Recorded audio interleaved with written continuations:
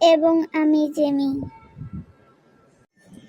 আজ আমরা আপনাদের সামনে তুলে ধরব কিভাবে অপরিচিত বন্ধুর সাথে ইংরেজিতে কথা বলতে হয়।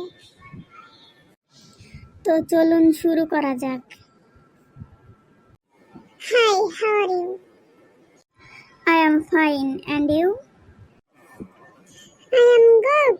May I know your name, please? Oh, sure. My name is Jamie.